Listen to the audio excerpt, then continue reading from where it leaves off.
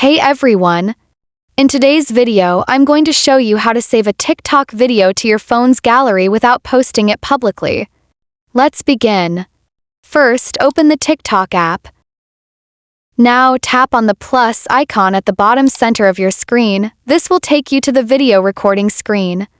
Go ahead and record your video by holding the red record button. Once you're done recording, you can add music by tapping on the Add Sound option at the top of the screen. Choose any sound you like. After you've added music and finished editing your video, look at the top right corner. You'll see a download icon, a downward arrow. Tap on that icon. Now, TikTok will automatically save the video to your phone's gallery. You can go to your Photos or Gallery app and you'll find the video saved there. And that's it.